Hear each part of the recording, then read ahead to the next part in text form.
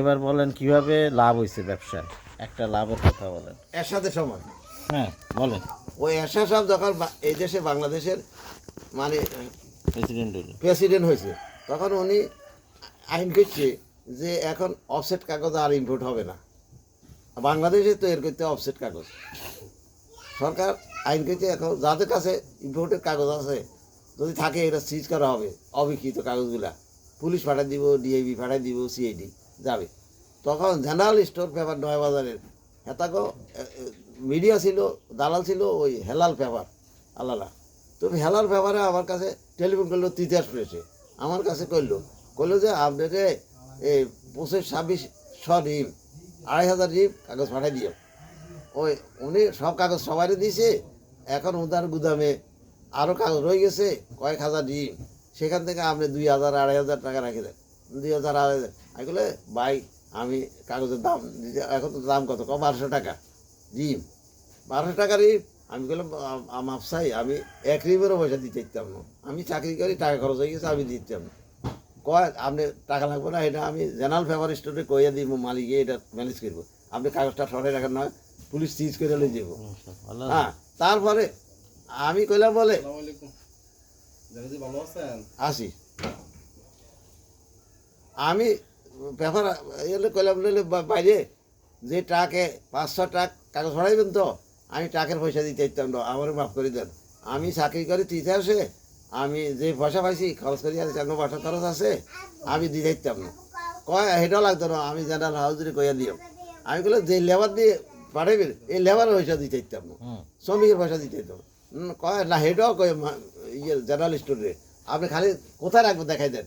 তা আমি বললাম বলে খালি জায়গা আছে আগো প্রেসের 3 তলা আর 4 তলা, নিচের দোতলায় হইলো কম্পিউটার সেকশন, আর নিচতলা হইলো মেশিন, আর ইয়েতে হইলো কদালাতে ছিল টাইপ, ওই টাইপ অক্ষর যেটা ইয়ে করে কম্পোজ করে দেন এটা। তো শেষে হাতে আপনি খালি জায়গা দেখাই দিয়ে এগুলো ওই 3 তলার উপরে 4 তলা 5 তলা এগুলো রাখেন। একদিন এতে আবার ভাড়া দিল 2500 রিম না কত 2400 রিম ভাড়া দিছে, আমি দেখাই দিছি ওখানে রাখেন, লেবার ওখানে রাখি আছে। এরা 2-3 মাস পরে গেলাম নয় বাজারে যাই গেলাম, ও মা 1200 টাকার কাগজ হয়ে গেল 2900 টাকা না 3100 টাকা। আমি তখন বললাম এত দাম গা, কয় এখন তো খুব ক্রাইসিস, এখন ইম্পোর্ট নাই, দেশের কাগজ তো এর হয় না। এসব সব আদেশ করছে হবে না, অর্ডার হবে, ইম্পোর্টও হয় না, এখন খুব অভাব ক্রাইসিস, এখন স্বর্ণের নাম হয়ে যেতেছে। তো আমি ওই কাগজ বেচছি, আমার তখন 22 লক্ষ টাকা লাভ হয়ে গেল। এইটা হলো আমার 1 পয়সাও পুঁজি লাগে নাই, আমি লেবারের পয়সা দিতে হয় না, কাগজও কিনতে হয় না, 22 লক্ষ এরকম আরও হয়েছে। সেই 22 লক্ষ টাকা 1982 সালে নাকি? এইটা ব্যাংকে রাখি দিছি। এই 81 সালে 22 লক্ষ এখনকার প্রায় 2 কোটি 5 কোটির মতো হবে, 5 কোটির মতো হবে না? না, আবার হয়েছে কি এই তিতাস পেয়েছে একবার আইন গেছে, আবার সব ধরি করলো কদেরকে আমি করলাম আপনি ব্যারিস্টার করবার আলীর মতো গলায় না শোনা যায়, উনি তো দুইতে আছে, আমি দেখাই করবার আলী, আমার বাড়ি হলো পল্টনে, আমি কেন আপনি পল্টনে স্যার আমার চোখ ছাড়ি দেন তো, তো হি চাইলাম দেখি হ্যাঁ করবার আলী না, কয় চলেন আমি একটা মেশিন কিনতেছি, ফ্রেশ কিনতেছি, চলেন দুবাইতে কিনছি, আমরা জাহাজে দিছি, এখন একটা জায়গা ঠিক করতে হবে। এখানে ফাটার হইলো ওরা ব্যারিস্টার করবে আল্লাহলি চেয়ারম্যান, আর হইলো ওই সত্তার ইংলিশের মাস্টার ডিগ্রি, আর মতিউর রহমান, আর জানি কে দেন, এরা 3-4 জন এটা ডাইরেক্ট হইলো। তো কইলাম বলে ভাই আমি তো চাকরি করি না, বললো যে ঠিক আছে আপনি একবার লগে ফাটার হন।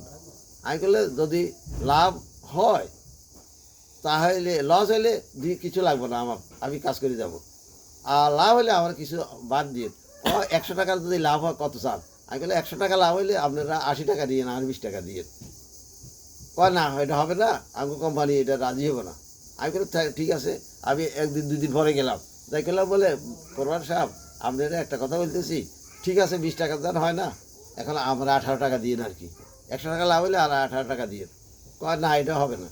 আমি বলে ঠিক আছে যেটা হয় না তো আমার লাভ হইলে 14 টাকা দিয়ে 100 টাকার মধ্যে, আর বাকিটা কোম্পানির আপনাকে লিয়ে দেন।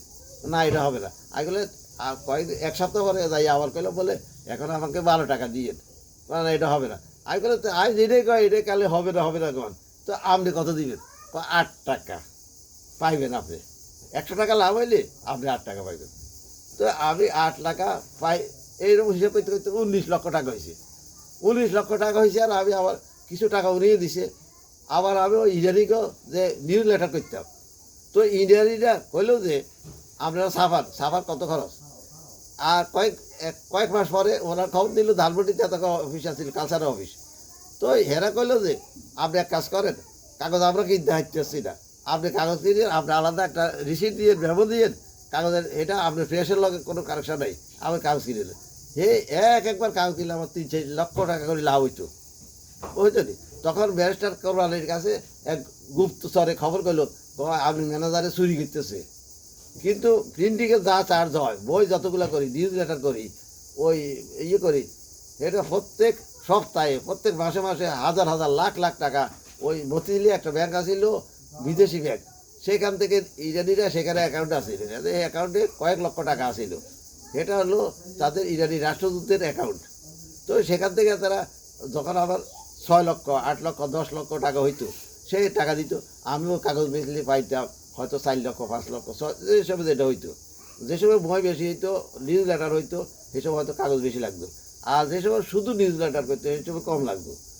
কিন্তু ওরা ওই টাকাটা দিয়ে দিত, এটা আলাদা চেকে আমাকে দিয়ে দিত, আমি ওটা লইয়া ব্যাংকে রেখে দিতাম। তো এই টাকা দিয়ে আমি পরে নিজে একটা ফ্রেশ করলাম, আমার পোলাপাইনের খরচের জন্য যা লাগে। আর গুপ্তচর কি কই দিল ওনারে? হ্যাঁ, গুপ্তচর কি কইলো ওই কোরবান আলীরে? ও ও গুপ্তচর কইলো মোস্তফা জেনারেল ম্যানেজার জিএম আর কি। জিএম। হ্যাঁ, আমার নাম হইলো গোলাম মোস্তফা, আবার ওনাকে হইলো জিএম। সেটা জিএম মানে এই জিএম, এই গোলাম মোস্তফার মধ্যে হয়। তো বললো যে এত চুরি করে, এই ব্যারিস্টার করবো আলী ইরানে চলে গেছে এরপ্লেন করে, এই খবর লই ফেললাই আমি ঠিক চুরি করছি কিনা। সেখানে গেছে আর ঢুকতে আর না।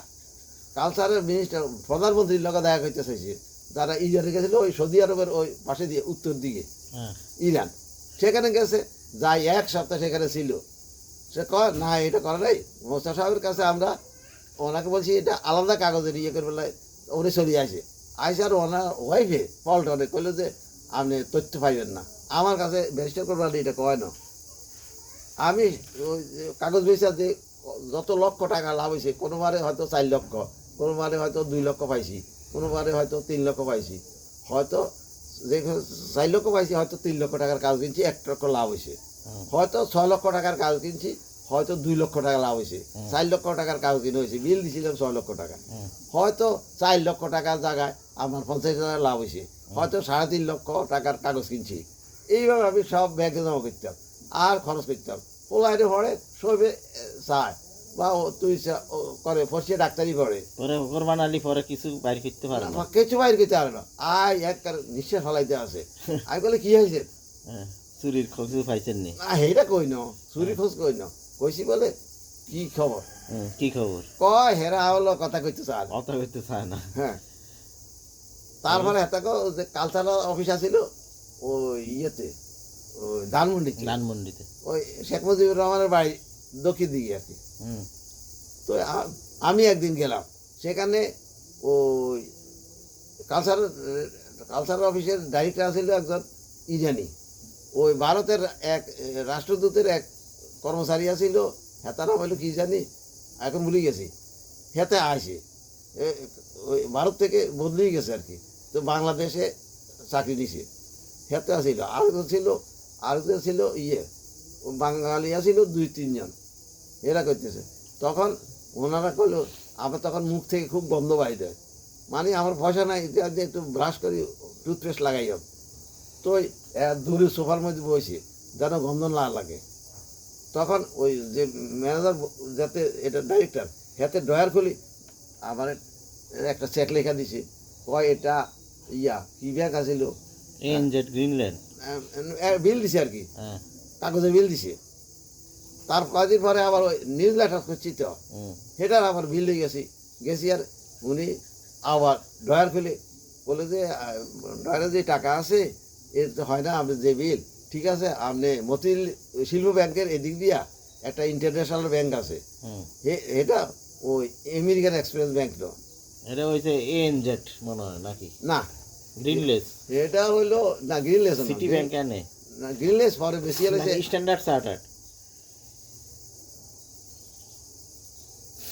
স্ট্যান্ডার্ড চার্টার তো আমেরিকান এক্সপ্রেস ব্যাংকের লোক ছিল হ্যাঁ আর ওই গ্রিনলেস যেটা গ্রিনলেস এএনজেড না গ্রিনলেস গ্রিনলেস আলাদা যখন বেচলো হ্যাঁ তখন আমেরিকার এক্সপ্রেস আলাদা কিনে নিল কিনছে হ্যাঁ এটাতে পরে কিনলো স্ট্যান্ডার্ড হ্যাঁ ওই যে গ্রিনলেস আছিল কি ওই বলাকার বলাকারে আনে ও সামনে দিয়া সামনে দিয়ে হ্যাঁ আর এটা দিলকুশাতে আছিল দিলকুশাতে আর এটা হলো আমেরিকান এক্সপ্রেস হলো মতিঝিলে শাপলা চত্বরের পাশে ওই তো মতিঝিলে ওই একসময় তো একটা জিলে আছিল আচ্ছা পরে আপনার আর লাভ কেমন হয়েছে ওই কালিতে কালিতে দশটা আবার কালি যদি প্রতি পাউন্ড 50 টাকা হয়ে থাকে আমি বেচি 60-70 টাকা করে হ্যাঁ কালিটা আনতেন কিভাবে এটা বলেন তো ওই- জাপান থেকে ওই একজনে আমার খবর দিল জাপান থেকে কালি আনতে রুল আমি তখন জগন্নাথ ইউনিভার্সিটিতে পড়তো হ্যাঁ তো আমি বললাম যে আমি টেন্ডার দিছি সেখানে আমার মানে ব্যাংকে টেন্ডার দিয়েছে আমি লোয়েস্ট হয়েছি 24 লক্ষ টাকার কাজ